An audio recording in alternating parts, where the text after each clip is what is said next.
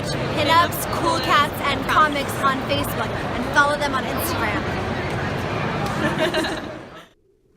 Hello and welcome to another episode of Pinups and Cool Cats and Comics. I am Dennis with Teresa. Twice in a row. I made it. In a row. 2 weeks in a row. I'm like here. This is a big deal. Record this year. It's been a while, yeah. It's been a rough year. Yes. It's only March. Yes. Next to me on this side is Joel. We're going to introduce him in a little bit. He is a hypnotist, among other things, I'm sure. Yes. But let's just recap last week a little bit. We want to thank Margot Phillips for coming on. She was a very she fun was guest. wonderful, yeah. Had a lot going on for her. I still have to order her calendar so I could have a sign. But I did visit her Friday. I know, and I'm not jealous that you didn't visit me. I am just jealous that you went to visit her and I couldn't go because she is wonderful. We'll have to find a Sunday when she's working and go. Yeah, I would love that. I'm not working. We have to make that work. Go hang out. Want to give a shout out to V. She won another chili contest. V, I'm coming after you for some of that chili. She's 2 for 2, so we got to keep that. We got to find a third going. one. Yeah. Be 3 for 3. Well, I told her Lucky number. just search Facebook for events, chili cook-off events, and just Clearly enter you all got of them. something going on, so Might be a good career. that'd be fun. Also, let's see. I want to.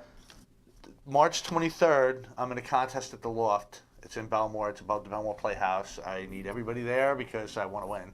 So, of course, the more people that get there, the easier it's going to be for me. Is it crowd-based? No, but yes. The more crowd you have, the helps, easier it will be for me to perform, and the better I'll be, and then I'll have a shot at winning. And that's, it'd be nice to win a contest, and then I get to feature, I get some money, I get some, move up another notch in the belt of comedy. And I see Paul Bond is watching. V or Paul, he's raising money again for kiddies. Yes, I saw it. And this is for bills that exist already. Yes. So it's not like, he needs the money. So if he could put that up, he's looking $1,500, I believe. That's what I believe. So I think it was in the 575 mark. Let's see if we could at least get it to 700 by the end of the show. That'd be awesome. That'd be awesome. 750. Paul will be one of the judges, and I actually am happy about that because Paul is my inspiration, the reason why I got into comedy, and he's been one of my coaches too. So I kind of step up my game whenever he's there because.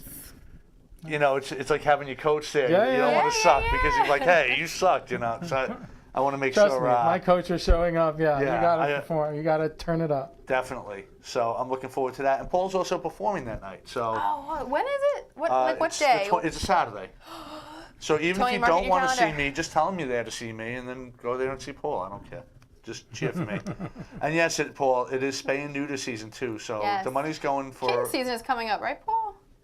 Spring's usually kitten season. It gets very hectic from what I remember. It's been a while since I've been volunteering, but I remember it being a very hectic time when spring hit. Yeah. So we gotta get those numbers up. Help the kitties. And this goes directly to the kitties. Yes. There's no fees taken out or whatever. It goes from Facebook to him to the kitties. That's it. There's no real middleman because he's doing everything. Yep. And he does. He goes out there. He travels all over. He gets in his car. Do you see his live videos? Yeah, Is there a name Making for miracles. his group? Paul, if you could post what how to get in touch with you specifically for stuff like that, but he also has the Facebook donation thing, which I do. He works the cats. He does on his own. Okay. Because most places take care of the dogs, right. And the cats kind of get neglected, so he took it upon himself. So it's really just Paul Bond. He's the one doing it. Okay. Because it's not going through a shelter or something. It's going directly to him, to them. Should make up a catchy name, maybe. Yeah. We'll have to. We'll work on it. Yeah, he's probably better at that than we are anyway. I don't know. I would imagine you guys are. Paul's the master. He's Okay. really good. I leave it in his hands. And what else we have coming up? March 30th, I should be at Governor's at 7:30. It's basically every comic in Nassau is going to be on that show, so come for that. If I get enough people, I could be on the 10 o'clock show too, but I need at least 4 to start. So if you're going to come to that, let me know. That's Friday. No, that's a Saturday because it's exactly a week after. And April 3rd, I'm going to be at the Irish Pub. It's going to be the first night of comedy there. And guess who's going to be What day is headlining? that? So Wednesday. Oh, I might be able to go. Guess who's headlining? Who? Paul Bond once again. And there's going to be a lot of really good comics on that bill because we're kind of showing off for the Irish Pub and Sean. And I want to give a shout out to the Irish Pub and Frank because Frank right now is shooting darts for them. That's right. And that's, like I said, that's where V just was at the contest yesterday. Win, so Frank. Irish Pub's a cool place. Sean's a cool guy. The owner, you know Sean. Yeah, I know Sean a while. He just bought it a few months ago and already turned that place into one of the hottest Doing spots great, to yeah, be. He's got a lot of stuff going on. Karaoke, comedy, paint night, chili cook-off contest. He knows what he's doing, I have to say. Irish breakfast on Sunday. I'm gonna try. I can't do it this Sunday, which I probably wouldn't get in there anyway, being St. Patty's Day. But maybe the following Sunday, go there for breakfast. This Sunday is St. Patty's Day. Ooh, okay. Yeah. Wow, already? Oh my God. And Thursday this week is a very special holiday. Oh my God. And if you don't know what it is, guys, you're going to thank me right now. It's what they call the Men's Valentine's Day. Really? This Valentine's Day on that. February 14th is really geared towards the women with the flowers and the candy. So they call it Steak and BJ Day. Ah. And it's for the guys. So unfortunately, I'm working that night, so I'll be celebrating on Friday night. So. That was going to be a monster track rally or something. No. CV just was like, yes. So she's very happy about that day, too. Promote what? Mike, which one? The contest, the Steak and BJ Day, whatever. Go support them all, whatever. And next week's guest is going to be Stacy Mandeville, who's another friend of Sarah's, who is a public speaking coach. She's great. And she's also performed in off-Broadway plays. Oh, very cool. So I'm really excited about talking to her because maybe she could help.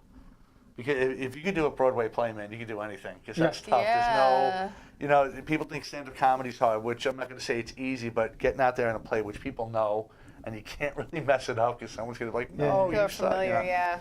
Yeah, it's that's challenging. Yeah, one of the guys in my building is on Broadway on a regular basis. So. Yeah, I always admire people that could get out there and do that. Yeah. So maybe one day, who knows? Maybe you could. Never say never. Maybe we'll get hypnotized into being a rich success tonight. We never know. But sure, let's get into this. I want to thank Frank and Kayla Logistics. He's our sponsor for the show. We will be getting more again soon, but right now Frank's the man, and he's going to be the man either way. Oh, absolutely.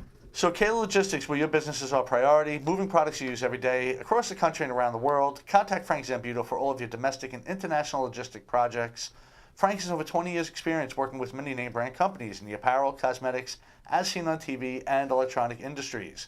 For trucking, air, and ocean cargo on all 7 continents, all you need is one solution. To all Cool Cat listeners, just mention our show, and Frank will offer a free cost and transit time analysis for all your cargo. When cost and time matter, we deliver. Frank Zambuto and Kayla Logistics, where your business is our priority. You can reach Frank direct at 347-536-3933. And his email is frank@kaylogistics.com. And just a quick little story about that. I saw he posted something on Facebook the other day where somebody was telling them these towers were different than what they were, so they rushed their deliveries for it. If you have any questions, call Frank. He knows all about it, knows what they are. Don't get screwed over. Don't buy into the hype or what you read online. Go to an expert. Go to Frank. And oh yes, V wants me to mention her Facebook Pampered Chef Party as well. If you want to post a link to that. Tonight's the deadline. You got to order by 11, I think, tonight for her to get credit for it. So I bought some stuff. So there we go. So let's get to it. We have, and shout out to Bonnie, who's the actual, it's her thing. She's like the actual host, and it's V's party. I don't know exactly how have to ask you about that, because I don't understand how it works. You're going to have to school me on that a little bit. But yeah, she'll post a link, and you click on that. It has her code, so anything you order, Bonnie sees and it goes to her, and she gets the credit.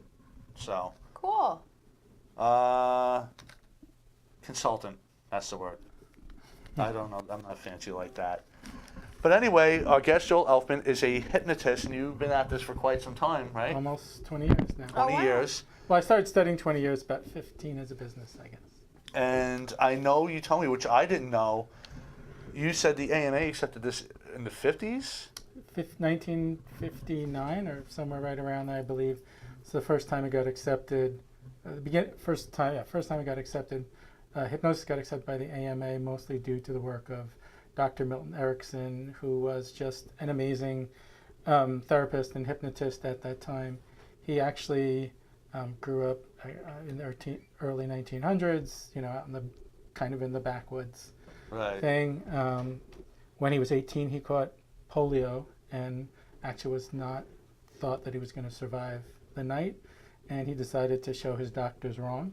Huh. And the next day he was still alive, but he was pretty much paralyzed for almost a year.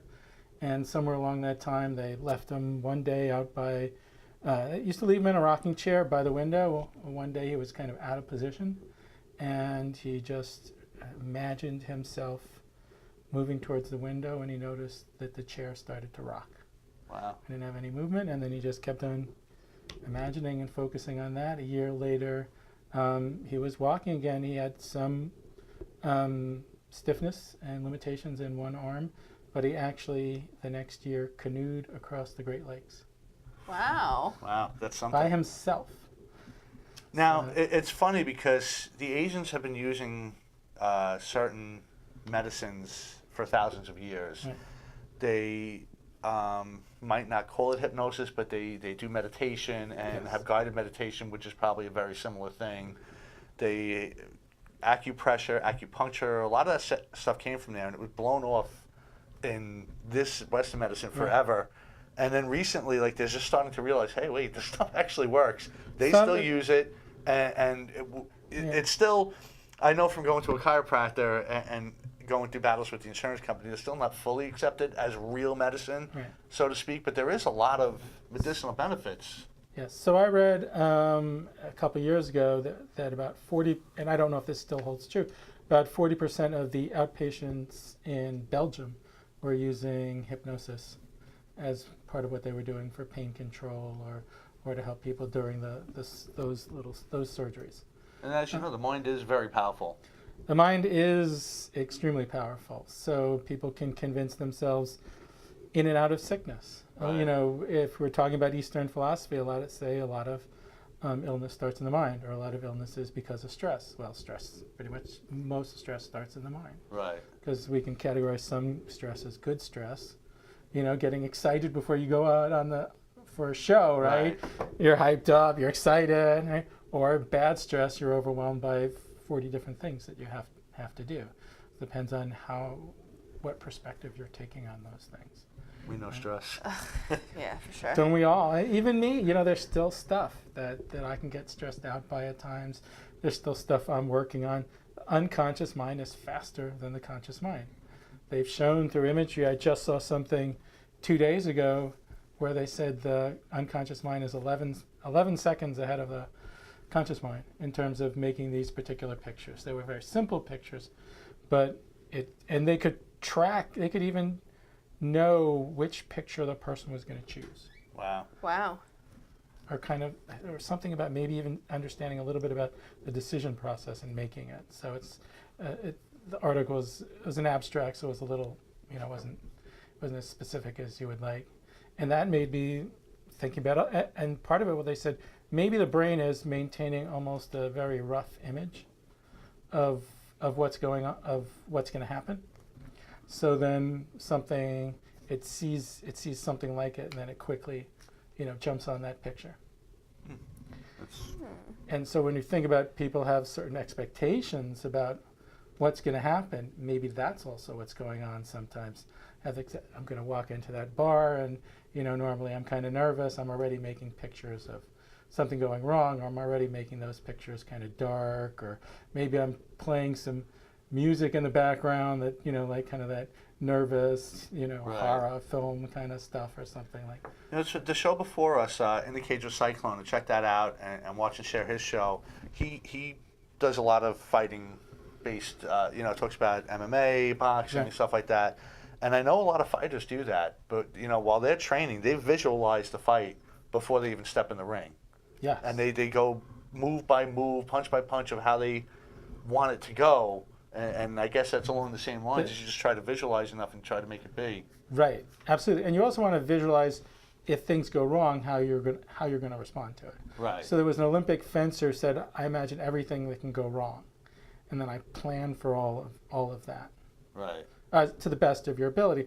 Or what if something goes wrong? What's the state that I'm going to maintain, during that, at that moment in time?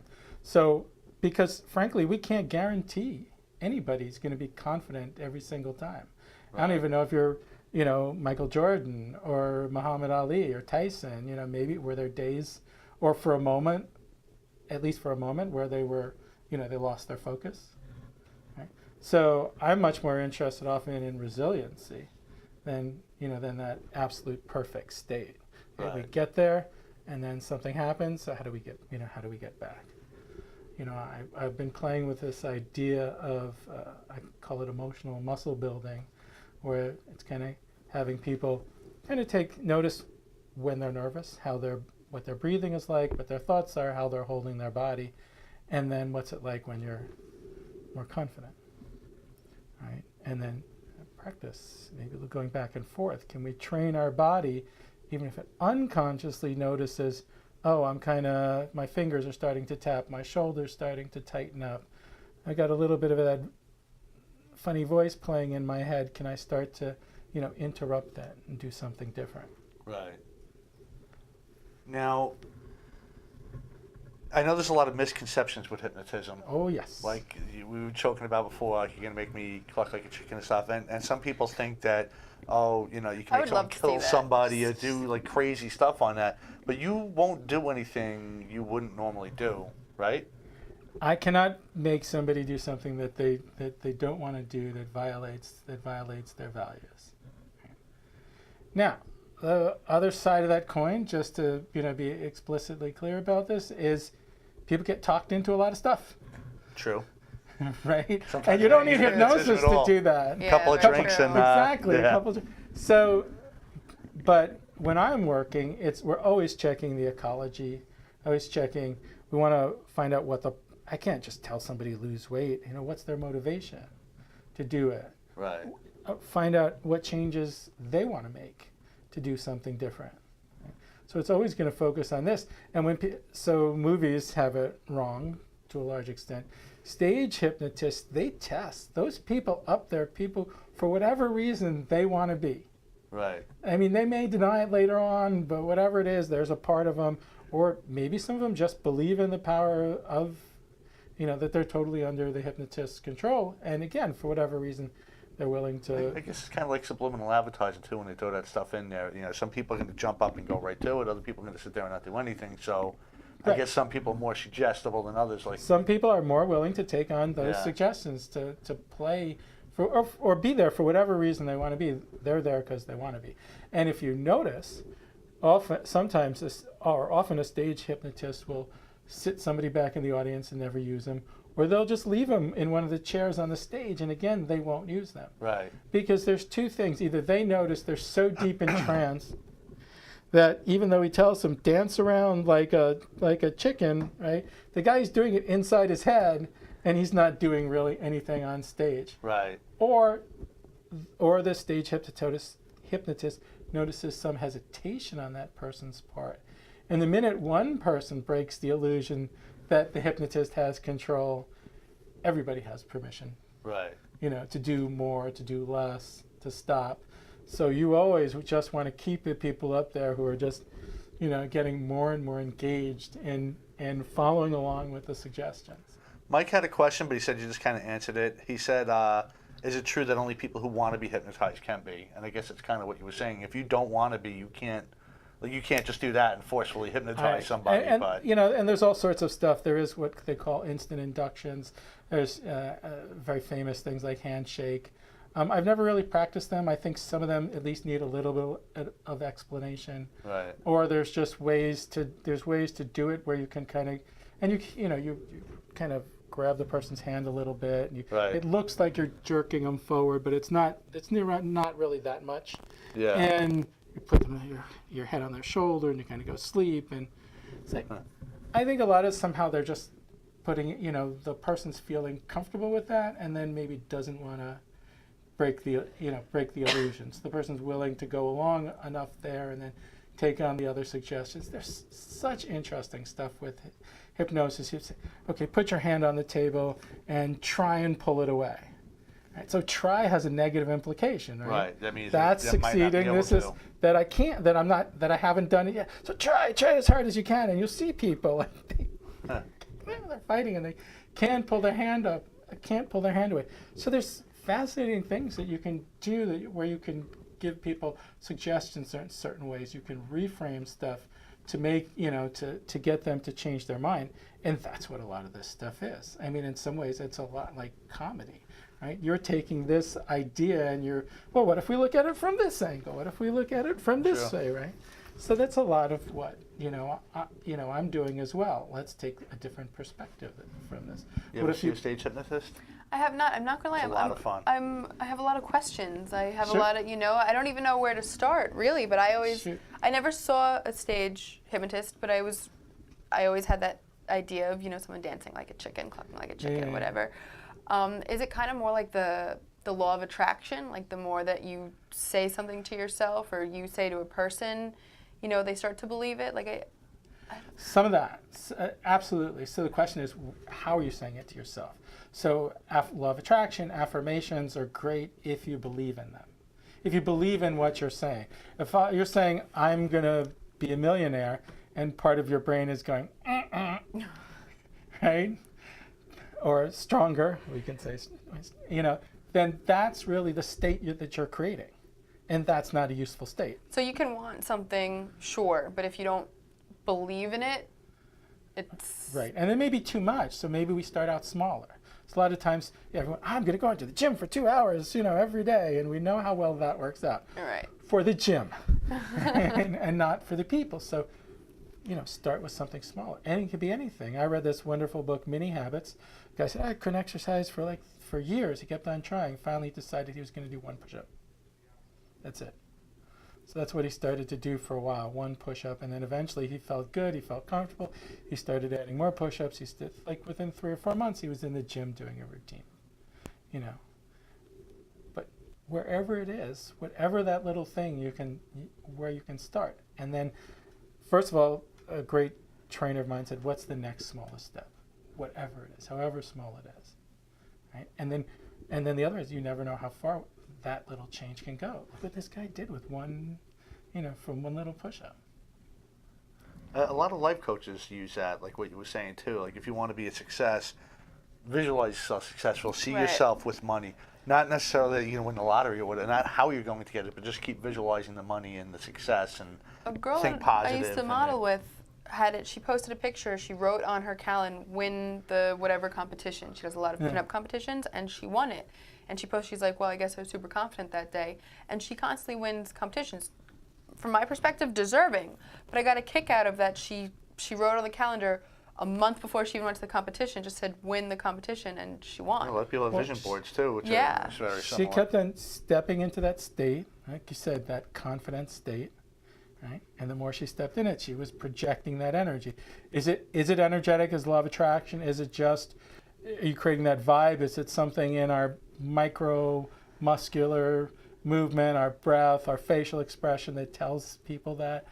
I mean, they're still trying to figure some of that out. But when you take on that state, incredible things happen. I had a client who was going on an interview for a sales job, and she had some, confident moments, but she couldn't really access that, like, kick-ass confidence she wanted.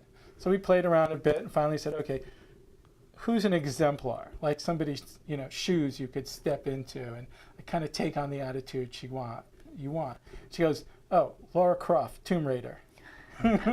That's awesome. Right? That was awesome. So we just practiced stepping into that state and then imagine going on the interview, and she got the job. Oh, that's so cool. Yeah, but that's what it is, taking on the state. What's the beliefs and values is, and who knows what, and we see Laura Croft on TV, but even if you were modeling a real person, you can read a lot about that person, but you don't know everything about that person. And so you're taking on your model of them. And that's all you need, right? My model of them is really confident. I can really talk to everybody. I'm going to nail this job. I'm going to go up and talk to this person. And again, you still want to practice, well, what happens if it doesn't work out? How can I still be confident? Right. I mean, look at a lot of these entrepreneurs. They failed, 4 or 5 times, before You they mentioned Jordan. Yeah. Failed. He was dropping basketball team, so. Right, and Hershey, right? for a chocolate bar. 5 failed candy businesses before he found the chocolate bar. Thomas Edison, 2,000 attempts at the light bulb before he got it right. Yeah, and like I said, all these tech guys can have stories of failed companies before they, figured out the Well, right that's one. kind of like what we talk about, how, everybody says, oh, they're overnight success, but that's not true. Yeah. There's so much that happens before that yeah. you just don't see or hear about before they become the success. And any of these guys, any of the top comedians, Seinfeld, I mean, how often are they on the road in these small venues testing out the material before they're ready to hit the big stage? They still do it. Kevin James was just doing that. He went around, did unannounced gigs to test material out. Once it worked, now he's on tour. Headline. Right, that's what I'm saying. But every time they've got new material, they're out testing test it, yeah. get the get the timing right, and all of that. So all these guys, I mean, Jordan, I think I think somewhere he said he missed like 50% of his shots. We have another audience question. Rachel wants to know if you ever hypnotized a medium. Oh, that's a good question. I have a lot of friends who do energy work, and so I don't know if any of them officially list themselves as mediums. Friend of mine who's an energy healer, once a month we kind of do a guided meditation and energy healing at the same time.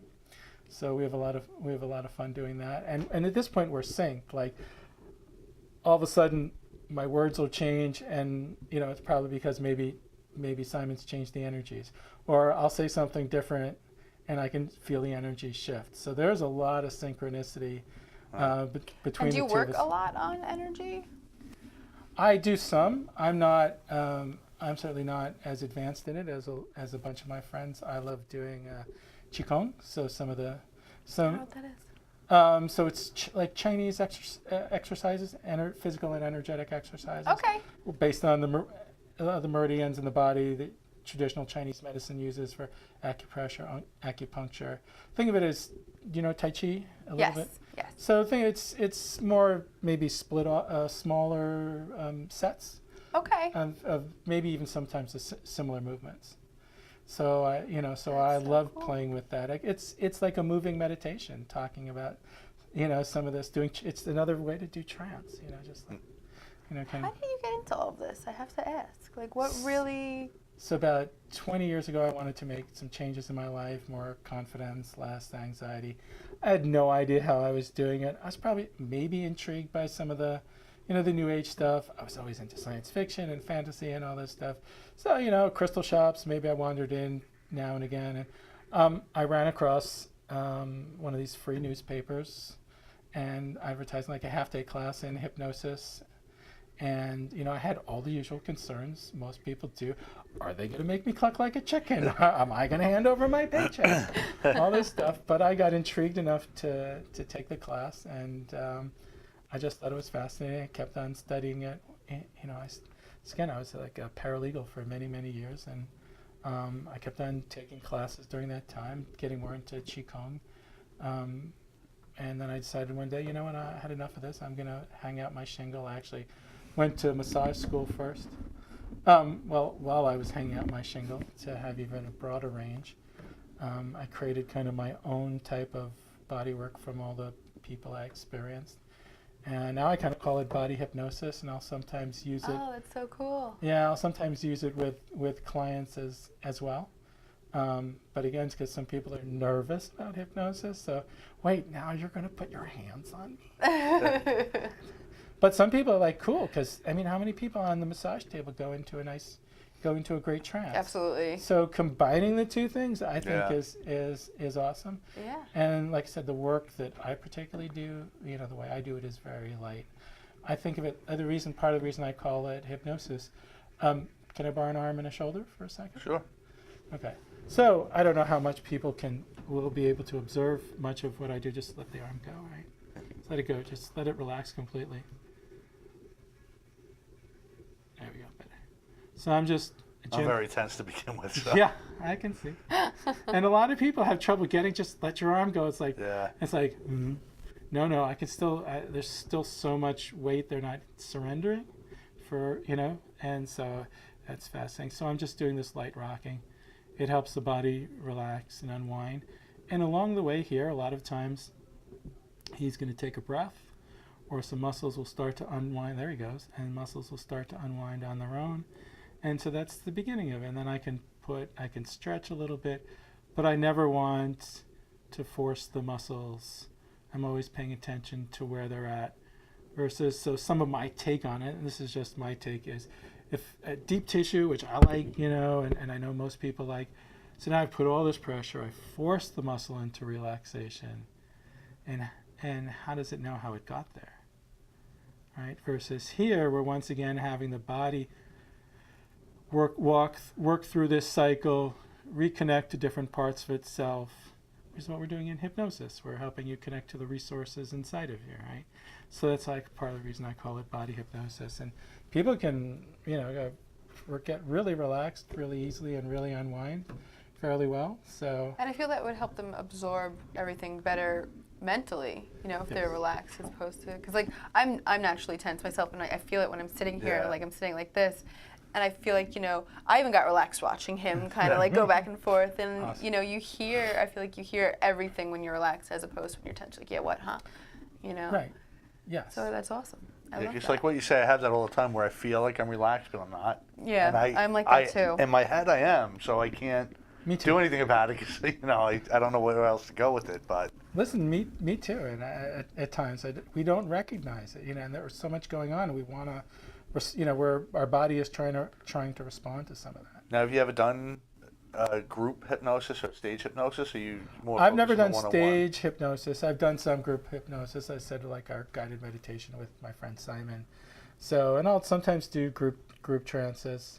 I do a little practice group in Manhattan once a week as well. So sometimes if people stop by there, we'll either just talk a bit about some of the stuff like we're talking here now, or we might do a trance kind of right these days. Currently, we're doing it in Whole Foods, so it's a little, so it's a little noisy. I was always amazed how fast some of the hypnotists can get people under, which is why it made me skeptical too. The Well, I first, think it's that idea of they want it, the right? first comedy one I went to was at my friend went to Adelphi. It was back in the college days, and there was this guy there. So it was his fraternity put it on, so we all went.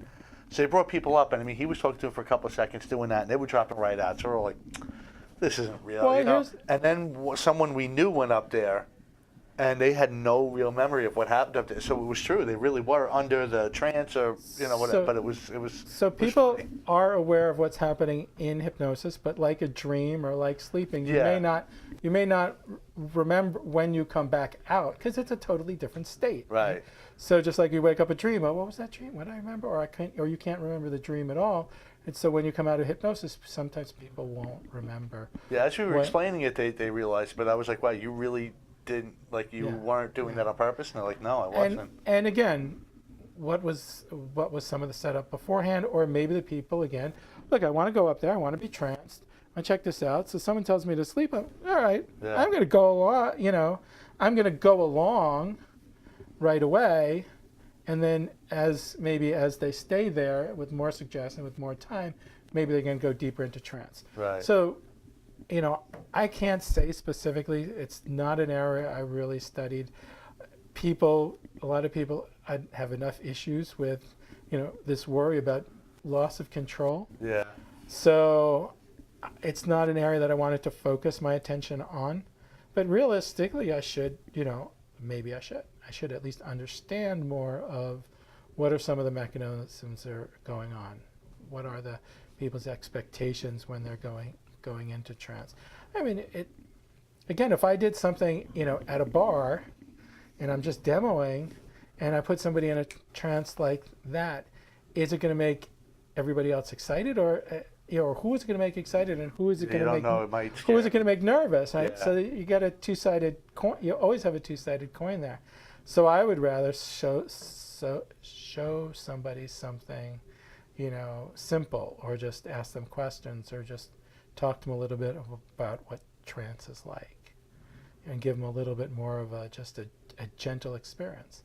Because if they feel comfortable, they say, oh, that little step was easy, and then they can take the next little step versus, all of a sudden, Right. kind of. I still would love to see that happen. You just Yeah. cluck like a chicken. I don't, because I did try hypnosis once before and it didn't work. But then again, I'm usually, like I said, very tense and everything. I don't know how I might have been subconsciously resistant to it. But again, I know not a lot of people that have done it and been successful with it, whether it's quitting smoking or whatever. That's what I was going to say. I've heard a lot of people using it to quit smoking and that it worked for them. Yeah. But that's really the only thing. I've never witnessed it. I've never seen a stage performance. Can I call it a performance? Yeah. But that's all really I knew about it. Stop smoking, weight loss, sleep issues, confidence, phobias, allergies even have been treated Oh, wow. with hypnosis. Was not expecting that one. Well, it's amazing how the mind affects the body. So there's a documented case in the New England Journal of Medicine. Guy had like stage 4 cancer. Convinced his doctor to put him on trial for this new medicine, which normally they wouldn't do at his where he was at. And his cancer melted away. Wow. A couple weeks later, they read the drug is not doing well in trial. Wow. His cancer came back. Oh, my God. They gave him an improved version of the drug. His cancer went away. He read, drug wasn't doing well in trial. His cancer came back. So it's kind of like the placebo effect. Yeah, basically placebo. His doctor now gave him a placebo, told him it was a new improved version of the drug. His cancer went away. Wild. Yeah. That is just how powerful the mind is. Well, they've said that, like, regardless of what your illness is, that if you stay positive and you, especially if you work out, which is supposed to release certain things within you, you can maybe not cure completely the illness, but you can definitely prolong your life and have a better life with it. And I think it is a lot, just like you said, the power of suggestion and just being confident in What it. about when it's hard? Like, I've said before on the show that I have depression, and, I go through waves where sometimes it's very, very dark and sometimes I'm okay. And the times it's dark, it's like you can't climb out of that hole. Like, what if it's hard for people to think positively? So here's a couple of possibilities, and so I would ask, there's a couple questions we could talk about. What's the voice that you're saying? What are the things you're saying to yourself? So if you take whatever those messages are, those negative messages or limiting messages, and you say them inside your head with the voice of Donald Duck.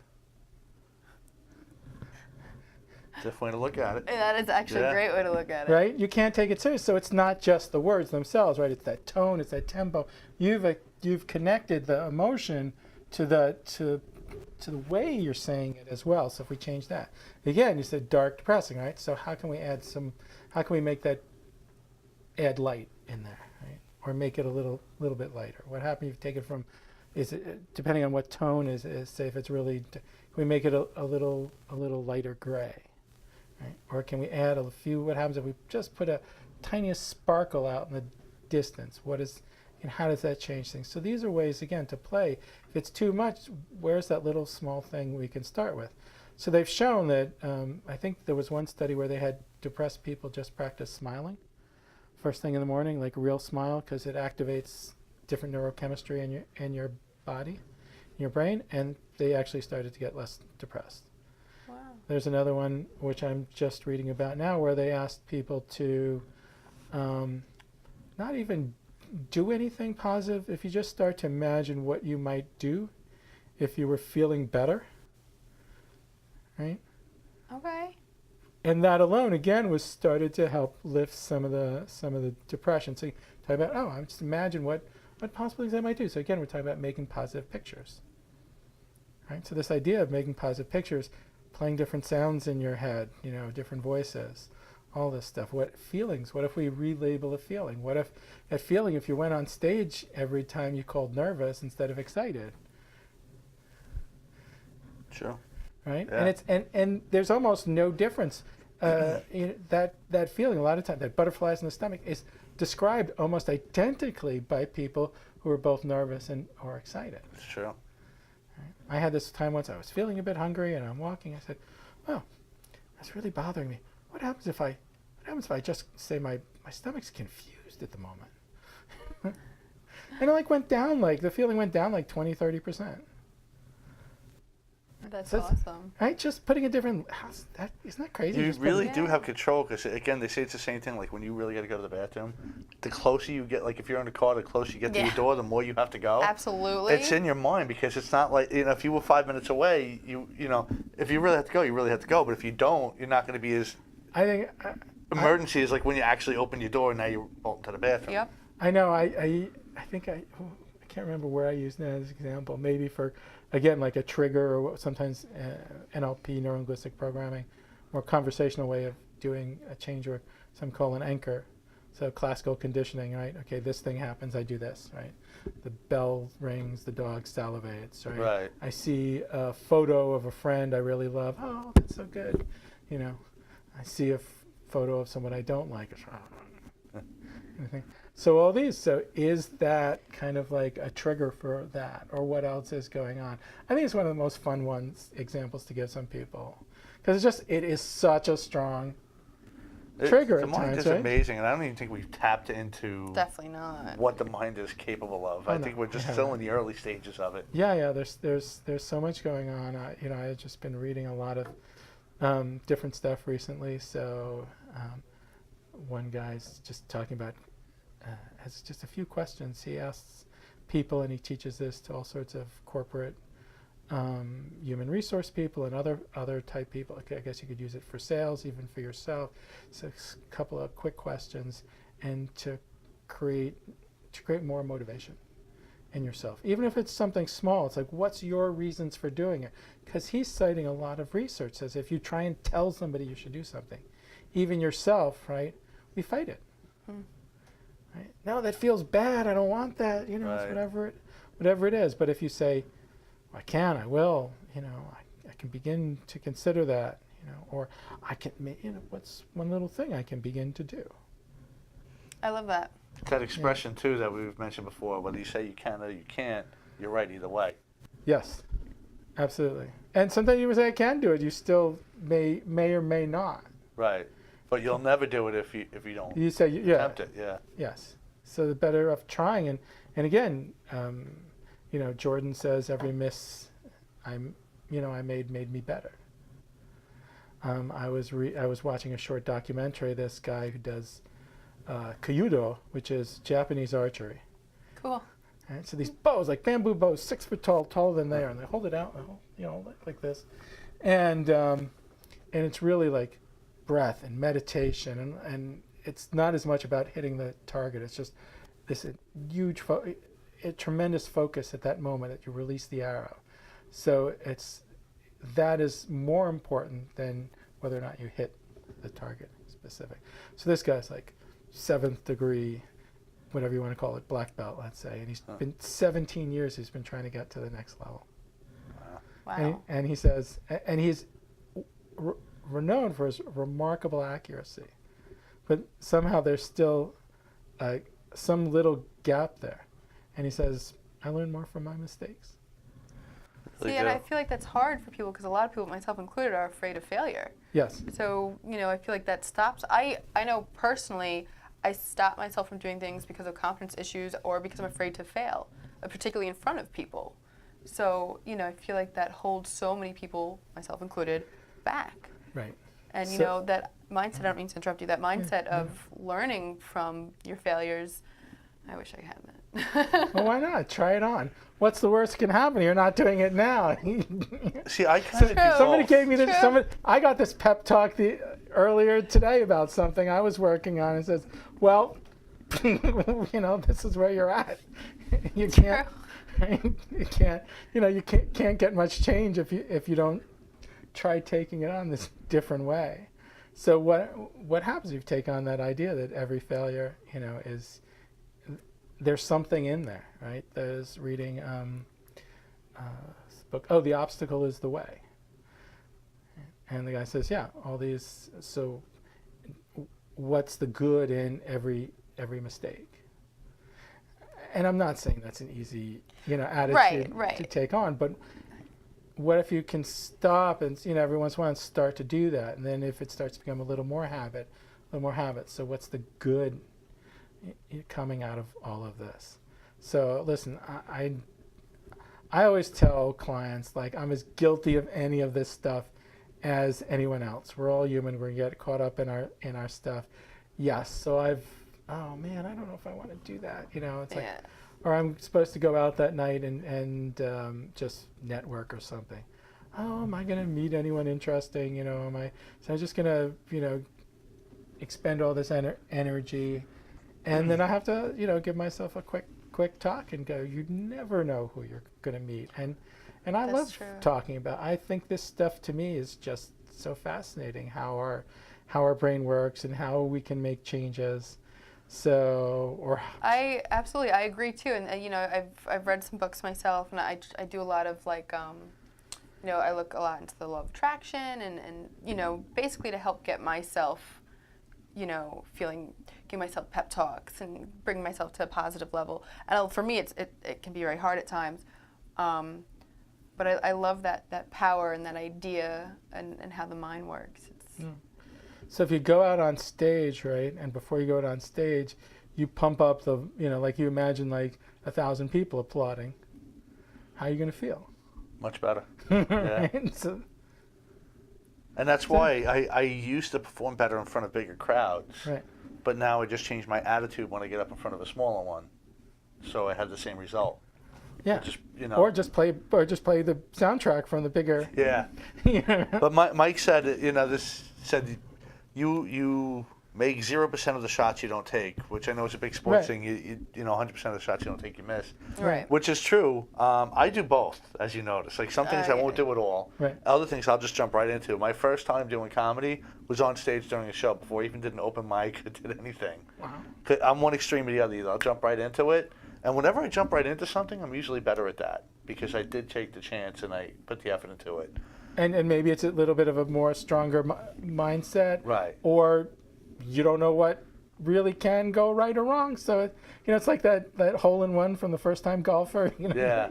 You don't really know what you're doing. So it's just, your body takes over, your unconscious. I know Takes over. because I've been there before. If I eat better and work out, I will feel better. I will sleep better. And I just won't do it. I just won't start. I need to start. Once I start and I get it rolling, then it's a different story. And I guess that's why people will go to a hypnotist or something just to get that push. Ball rolling. Yeah, because our mind is, my mind is again, guilty of us, runs off in all these directions. Oh, I should be focusing on this. Oh, what's happening on Facebook? Oh, the news is on. The news Yeah. is on. Or just other thought. You know, you run down these rabbit holes or trails or whatever you want to call them, where your mind goes wandering off and on. So yeah, a lot of my job is just keeping that focus, coming back to it again and again, so we can reinforce whatever we're working, whatever that person wants to work on, and how can we do it differently and practice it. I mean, imagine going on stage, right? I mean, I know you've done it tons of times.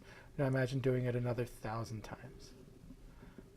And it's true because the And more how I do fast- it, the how better I fast can you- feel. yeah. If I don't do it for a while, it's like the first time again. Yeah. I got to feel get like up. that I with got to start anything, yeah. again. Yeah. But how fast can you imagine, now that you've done it a couple of times, doing it another 10, doing another 100, Right. doing another 1,000? So your brain runs through it like this and takes that, whatever the beliefs and the habits and the conditioning, and starts to make it stronger, right? Those neural connections literally get thicker and faster, right? Every time you do something. See, I like the zone too, and it's a big sport thing. Sometimes you get in the zone. And that's I don't know if you know what that is. I know. That's really what it is. You're in a trance. It's almost like surreal. It's almost like you're living a dream. Everything slows down for you. You can see things a lot clearer. You can hear things a lot clearer. You can focus better. It's the weirdest thing. I wish I knew how to focus that and can it. But if I could, I'd probably be a pro, you know. Well, But so it is an amazing feeling. And sometimes it happens in comedy, too. I'll get up, I'll do a set, I'll walk off. I don't remember one thing I said. Really? And those are usually the shows that everyone tells me the best. Wow. So, But that's it. That is your just operating out of your unconscious. There's everything's flowing together. No extraneous thoughts or information, and and that's when you can really deliver. That's what these athletes do. well, I as know well. they say we limit ourselves more than anything. I mean, if you look Yeah. at someone that runs a marathon, okay, granted, you can't just go out there and run when you got to train. Yeah, yes. But most people can't just run 26 miles because they don't think they could run 26 miles. Right. You see that, like if someone has some type of mental illness or brain disorder or something, they usually excel in something that a normal person can't do. Right. Like an autistic person might be able to tell you how many matches fell on the floor, like in Rain Man or something like that, where you could never do that. But you can't do it because in your head you can't do it. You see that with strength too. You know, the person lifting a car off their kid and pulling them out, but then they go back and they can't do it. You know, why? Yeah. You have that ability because you just did it, but your mind is telling you it's impossible, Right. which There- makes it impossible. Yeah, once somebody broke the 4-minute mile, right? Like a dozen other people did it really in quick succession because once somebody said, "Oh, this is possible," because before that it was no, it can't be done, no, it can't be done, right? Yeah. Once one person did it, they gave permission to all these other people to do it. And I think that's why you have your elites, like whether it be working at, now he was helped a little bit too, Arnold Schwarzenegger with the steroids, but still, there's a lot of people that take steroids that never hit the level he did. Ali was great because he said he trained so much because he hated losing, and he became the best at what he did. Right. So Yeah, these- some people don't, you know, they still have their limitations like anybody does, but they break through them. They set a goal, yes, the break it, go to the next motivation, one, or break for it. whatever reason, is strong enough. So again, you can either take on these big intense states, or you can just take it a step at a time. And whatever way you do it is fine. I mean, I don't think there's any one way. You're unique, right? The way you're going to change is unique to you. The what you're going to do, what elements you're going to add to it, how you're going to incorporate it in your life is unique to you, right? Do it in the way that's Right. right for you. And I always say this, do it in the way that's right for you, do it at the pace and speed that's right for you, do it in the ways that are healthy and ecological for you and your life, right? And these are principles I want to consistently instill.